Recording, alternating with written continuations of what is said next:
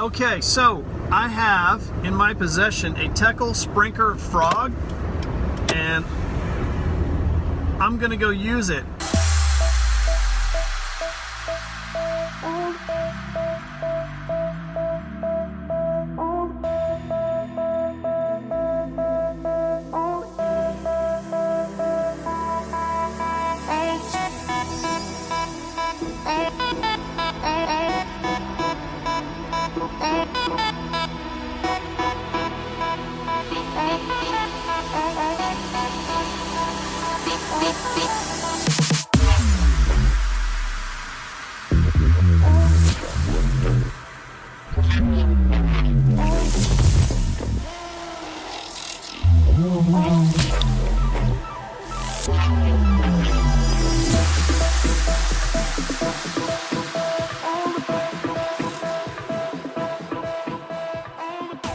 The whopper plopper is just a magnet for weeds and stuff.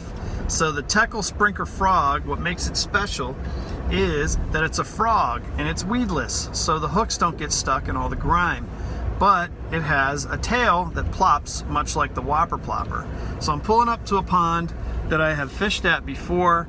I'm going to give a couple throws into the grass. I'm going to see how this thing holds up and see if I can land a fish. So to give you an idea of where we're going today, it's a fairly nasty, gnarly pond, and I think it's going to be a lot of fun. But I'm going to pull this thing through some grass and see what we can do.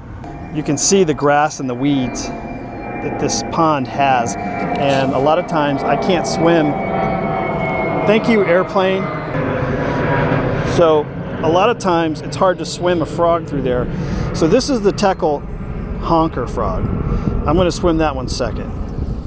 I'm going to get right down to business and pull out the Teckel Sprinker frog, which is the one that I'm most interested in. It's a plopper whopper sounding weedless frog thing, so I'm going to do that. Now I've got it on a Berkeley 6'6" medium heavy rod. I've got 30-pound braid, and I've got the white Teckel frog. This is the first cast ever, and I'm going to bring this frog through those weeds, and hopefully it won't get all that clogged up. All right.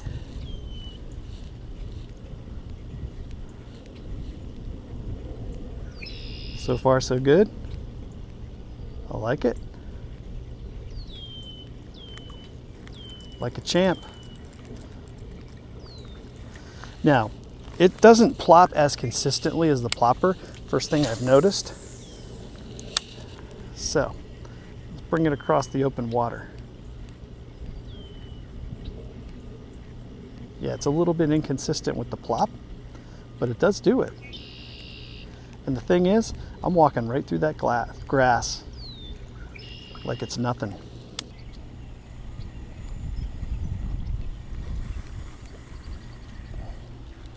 So for me,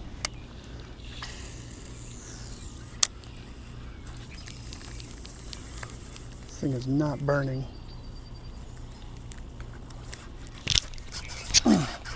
I got one. Pulled him right out of the weeds. Oh, yeah. First fish. First fish on the Teckel Sprinker frog. That was an ambush. That was a nice fish. Success. Sorry about the belly flop there, buddy. Okay, so got some water. Got to reset those hooks.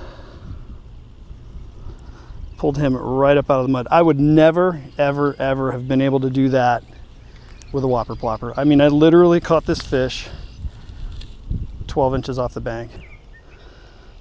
So we're going traditional frog, white belly. So I see some motion down in those weeds right away. So I'm just going to cast way up here.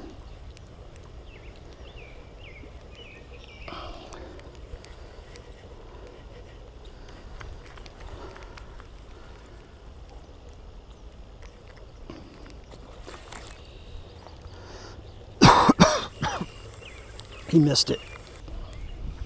All right, since he missed, I'm going to give him something else to look at.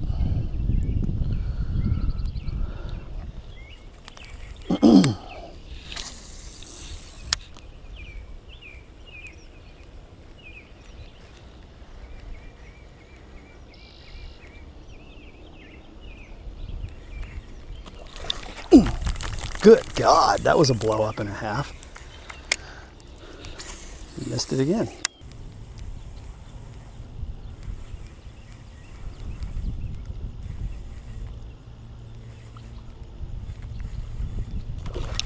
Oh, I went too fast, guys. I went too fast. I'm reacting like it's a standard topwater bait. It's a very aggressive, ambushy bite.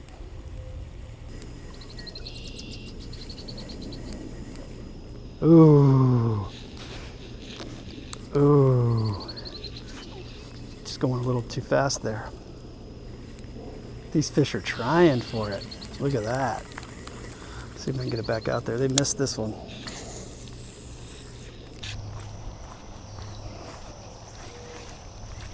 All right.